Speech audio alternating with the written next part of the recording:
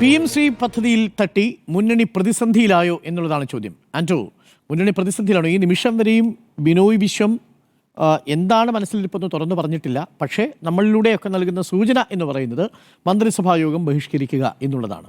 നാളെയും മുഖ്യമന്ത്രിയുമായിട്ട് നേരിൽ കാണുന്നുണ്ട്. ഇത് പക്ഷേ ആദ്യമായിട്ടായിരിക്കും മുഖ്യമന്ത്രി തന്നെ നേരിട്ടിറങ്ങി ബിനോയ് വിശ്വവുമായി സംസാരിച്ചിട്ടും മുന്നണിയിൽ ഈ പ്രതിസന്ധി ഇപ്പോൾ ഒഴിയാതെ നിൽക്കുന്നത്.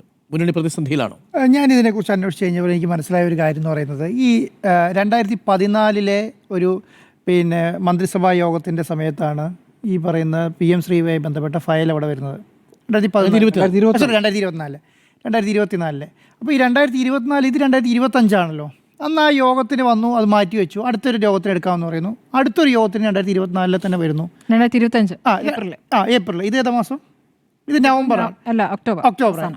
അപ്പം ആ സമയത്ത് തന്നെ അത് പിന്നീട് എടുക്കാം. ഇത് അന്ന് ചർച്ച ചെയ്യാൻ പറ്റില്ല, കാരണം ആ ലിസ്റ്റിലുണ്ടായിരുന്നില്ല, അന്നത് ചർച്ച ചെയ്യാൻ കഴിയില്ല, അത് മാറിപ്പോകുന്നു എന്നുള്ളതാണ്.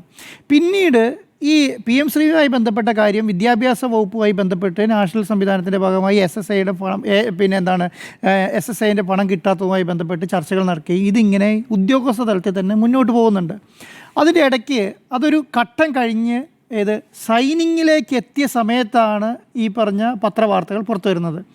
അപ്പോൾ ഏകദേശം അതിൻ്റെ എല്ലാ പ്രിപ്പറേഷൻസും കഴിഞ്ഞിരുന്നു, കാരണം കേന്ദ്രമായിട്ട്. പക്ഷേ അതിനകത്ത് ഒരു CPM ഒരു ഇൻറ്റൻഷനോടുകൂടി മൂവ് ചെയ്ത സംഭവമല്ല. ഇത് ഈ PM ശ്രീ നടപ്പിലാക്കാം, ദേശീയ വിദ്യാഭ്യാസ നയം നടപ്പിലാക്കാം എന്നുള്ള ഒരു ഇൻറ്റൻഷനോട് കൂടിയിട്ട് മുന്നോട്ട് നടക്കിയ ഒരു കാര്യമല്ല. പക്ഷേ എന്താണ്, ഒരു സൈഡിൽ കൂടെ ഇത് മുന്നോട്ട് പോയി, അത് നടപ്പിലാക്കി. അത്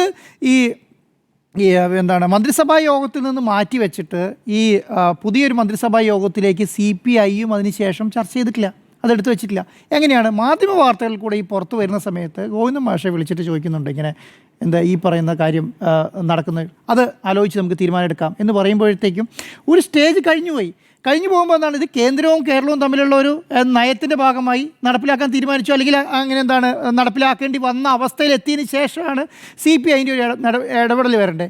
പക്ഷേ അതിൻ്റെ അകത്ത് എനിക്ക് കാരണം ഈ ഇടതുമുന്നണിയുടെ ഒരു പൊതു സ്വഭാവമുണ്ട്. പൊതു സ്വഭാവം എന്ന് പറഞ്ഞാൽ ഇടതുമുന്നണിയുടെ ചെറിയ പാർട്ടികൾ, ഇപ്പോൾ ഈ ശ്രേയംസ് കുമാറിൻ്റെ പാർട്ടി പോലെയുള്ള, അല്ലെങ്കിൽ ഈ ചെറിയ പാർട്ടികളെല്ലാം ചിലപ്പോൾ പത്രക്കാരെക്കുറിച്ചും NCP പോലെയുള്ള പാർട്ടിക്കാരോടും മാധ്യമപ്രവർത്തകരോട് കാര്യങ്ങൾ പറയുകയും മാധ്യമങ്ങൾ കൂടെ ഉന്നയിച്ച് അതിന് വലിയ സംഭവമാക്കി LDFിൽ കൊണ്ട് ചർച്ച ചെയ്യുന്ന ഒരു ശൈലി ചെറിയ മുന്നണികൾക്കുണ്ട്. പക്ഷേ CPM CPI പോലെയുള്ള മുന്നണികൾ എങ്ങനെയും അതങ്ങനെ ചെയ്യാറില്ല. പൊതുവെ എങ്ങനെയാണ് ചെയ്യുക?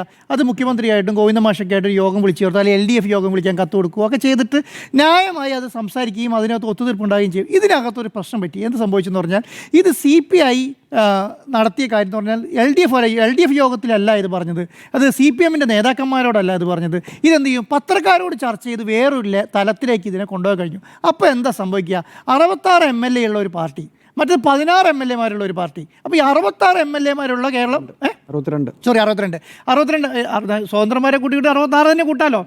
അപ്പം അത്രയും ആൾക്കാരെ ഉള്ള ഒരു പാർട്ടി, കേരളത്തിലെ ഏറ്റവും പ്രധാനപ്പെട്ട ഭരണകക്ഷിയുള്ള പാർട്ടി, അവരുടെ അണികളുടെ വിശ്വാസത്തിലെടുക്കാൻ അവർ ഉറച്ചു നിൽക്കണോ? അല്ലെങ്കിൽ CPI 16 MLA മാത്രമേയുള്ള CPI പോലെ താരതമ്യേന അവളെക്കാളും 1/3 മാത്രം താഴെ നിൽക്കുന്ന ഒരു പാർട്ടി അവരുടെ വിശ്വാസം നിലനിർത്താൻ വേണ്ടിയിട്ട് അവരുടെ നിലപാടിൽ ഉറച്ചു നിൽക്കണോ എന്നുള്ള നിലയിലേക്ക് ഇത് കൊണ്ടെത്തിച്ചത് CPI തന്നെയാണ്. അത് CPM എന്നാണ് പറയാൻ കഴിയില്ല. അപ്പോൾ ഇനി എന്താണ് സംഭവിക്കുക? നേരത്തെ നിങ്ങൾ പറഞ്ഞതുപോലെ ഇനി ഇതിൻ്റെ അകത്തൊരു സൊല്യൂഷൻ കണ്ടെത്തുക എന്നുള്ളത്. സൊല്യൂഷൻ ആർക്കാ കണ്ടെത്താൻ കഴിയുക? അതിൻ്റെ സംസ്ഥാന സെക്രട്ടറിക്കും അതുപോലെ കേരളത്തിൻ്റെ മുഖ്യമന്ത്രി പിണറായി വിജയനും കൂടെ തീരുമാനം എടുക്കാനേ കഴിയുള്ളൂ. അവർ രണ്ടുപേരാണ് ഇന്ന് ഇരുന്നത്, അല്ലേ? ആ ഇരുന്നതിൻ്റെ അകത്ത് എന്താ ചെയ്യാൻ കഴിയുക? ഒപ്പിട്ടത് വലിച്ചു കയറി കളയാൻ കഴിയില്ലല്ലോ. എന്താണ് ചെയ്യാൻ പറ്റുക? ഇവിടെ മരവിപ്പിക്കാം എന്ന് പറയാം. അതാണ് മുഖ്യമന്ത്രി എന്ന് പറഞ്ഞെന്നാണ് എനിക്ക് മനസ്സിലാകുന്നത്. നമുക്ക് ചർച്ചകൾക്ക് മനസ്സിലാകുന്നത് മുഖ്യമന്ത്രി എന്താ പറയുന്നത്, മരവിപ്പിക്കാം എന്ന് പറഞ്ഞാൽ അതോടുകൂടി അത് അവസാനിക്കേണ്ടതാണ്. ഇതിനപ്പുറത്തേക്ക് പോയിട്ട് CPI എന്ത് ചെയ്യാൻ പോകാനാണ്? CPIക്ക് ഇപ്പോൾ മന്ത്രിമാരെ, ഇപ്പോൾ നേരത്തെ നിങ്ങൾ പറഞ്ഞതുപോലെ മന്ത്രിമാരെ പിൻവലിച്ചിട്ട് അത് മന്ത്രിസഭാ യോഗത്തിൽ നിന്ന് പിൻവലിച്ചു കഴിഞ്ഞാൽ ഈ കാര്യം തീരുമാനമാകുമോ? മന്ത്രിമാരെ പോലും രാജിവെപ്പിച്ച CPIക്ക് നിലനിൽക്കാൻ പറ്റുമോ? കേരളത്തെ സംബന്ധിച്ചിടത്തോളം കേരളത്തിലെ CPMനെയും CPIനെയും ഇടതുപക്ഷ പാർട്ടിയാണ് എല്ലാവരും കാണുന്നത്. BJP ആണെങ്കിലും കോൺഗ്രസ് ആണെങ്കിലും അങ്ങനെയാണ് കാണുന്നത്. ഈ CPMനെ പ്രകാശം ഇദ്ദേഹം പറഞ്ഞ പോലെ CPM കോൺഗ്രസിൻ്റെ കൂടെ കൂട്ടിക്കെട്ടാൻ കഴിയുമോ? ഞാൻ വിചാരിക്കും അങ്ങനെ കൂട്ടിക്കെട്ടിയാൽ ഏതെങ്കിലും ഒരു CPI അതിനകത്ത് ഉണ്ടാവുമോ? ആ അണി മുഴുവൻ അപ്പം CPMലേക്ക് പോകും. ഇപ്പോൾ തന്നെ സംഭവിക്കുന്നത് എന്താ അറിയോ, പലയിടങ്ങളിലും CPIയിലെ അണികൾ CPMലേക്ക് പോകുന്നുണ്ട് ഇപ്പോൾ തന്നെ. അപ്പോൾ അവർ കോൺഗ്രസിലേക്ക് പോയാൽ, കാരണം 3-4 പതിറ്റാണ്ടുകളായി ഈ കോൺഗ്രസിനെതിരെ ശക്തമായ നിലപാട് സ്വീകരിച്ച് BJPക്കെതിരെ ശക്തമായ നിലപാട് സ്വീകരിച്ചുകൊണ്ടിരിക്കുന്ന ഇടതുപക്ഷ പാർട്ടി ഒറ്റയടിക്ക് നേരെ കോൺഗ്രസിലേക്ക് പോയി കഴിഞ്ഞാൽ അതിൽ ഏതിൽ അണികളുണ്ടാവോ കൂടെ പോകാനുള്ള അണികൾ മുഴുവൻ CPMലേക്ക് പോകുന്നുള്ളൂ. അപ്പം അങ്ങനെ ഒരു നിലപാട് CPIക്ക് എടുക്കാൻ കഴിയില്ല. പിന്നെ എന്താ എടുക്കാൻ കഴിയുക? പിന്നെ എടുക്കാൻ കഴിയുന്നത് ഞങ്ങൾ ശക്തമായ നിലപാട് സ്വീകരിച്ചു. അങ്ങനെ നിലപാട് സ്വീകരിച്ച മുൻശാരിയുണ്ട്. ഇപ്പോൾ തൃശ്ശൂർ പൂരം കലക്കവുമായി ബന്ധപ്പെട്ട കാര്യത്തിനകത്ത് ഇതേ നിലപാടുകൾ സ്വീകരിച്ചിട്ടുണ്ടെന്നേ. ഇത് എന്താണ്, അത് ഇലക്ഷൻ്റെ തൊട്ട് സുനിൽകുമാറൊക്കെ അതിനുവേണ്ടി ശക്തമായ നിലപാട് സ്വീകരിച്ചതാണ്.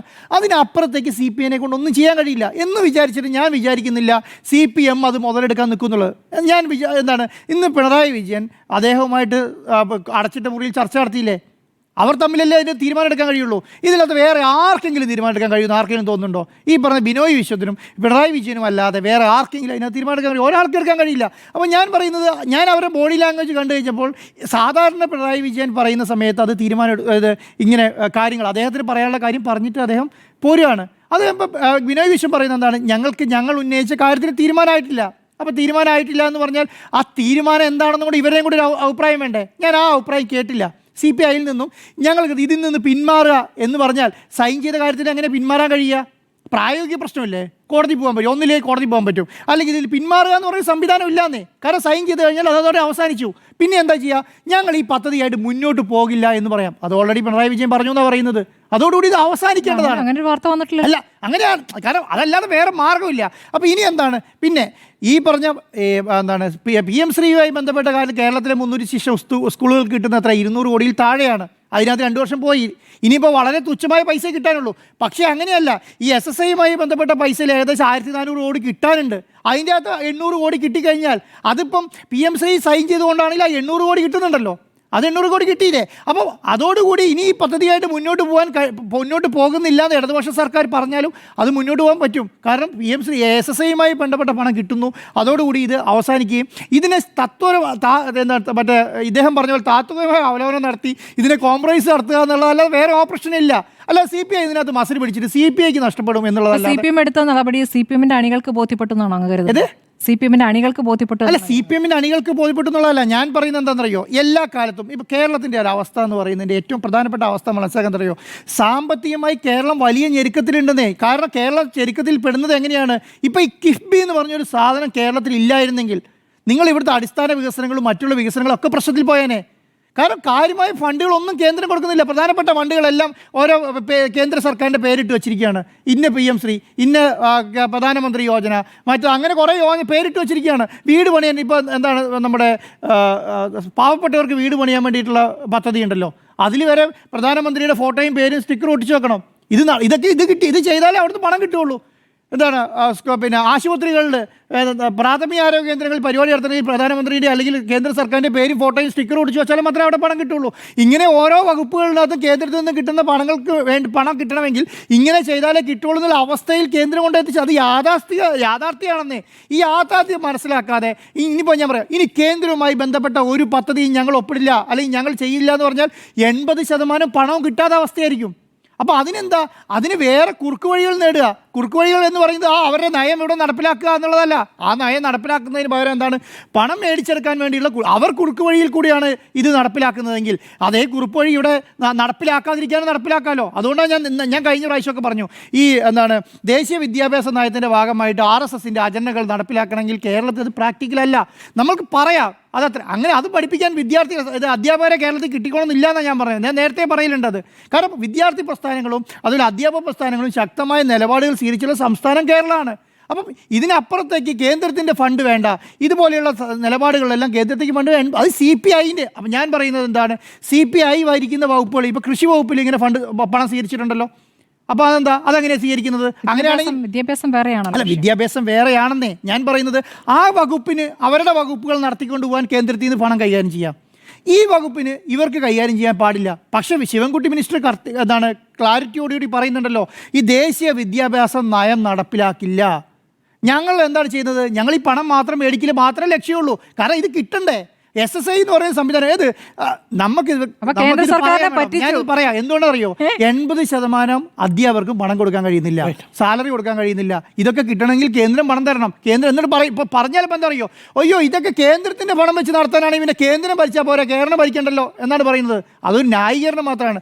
ഒറ്റ കാര്യം പറഞ്ഞ് അവസാനിപ്പിക്കുക. CPI സംബന്ധിച്ചിടത്തോളം CPI ഇപ്പോൾ സ്വന്തം കുഴി തോണ്ടുന്ന അവസ്ഥയിലേക്ക് പോകാതിരിക്കുകയാണെങ്കിൽ CPIക്ക് നല്ലത്.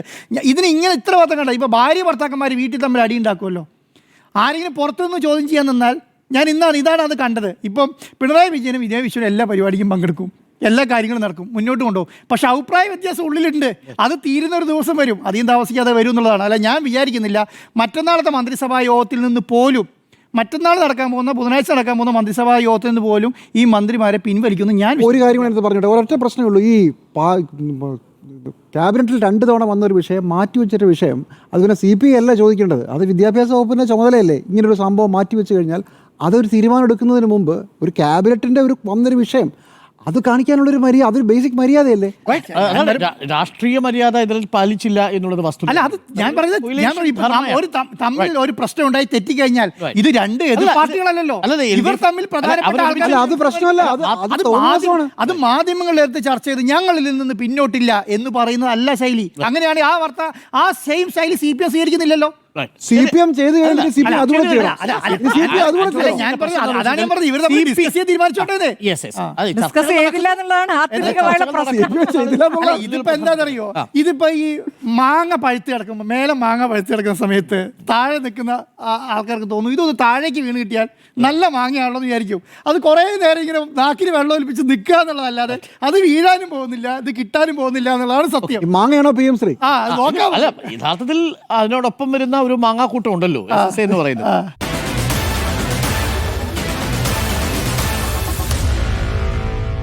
Meet the editors.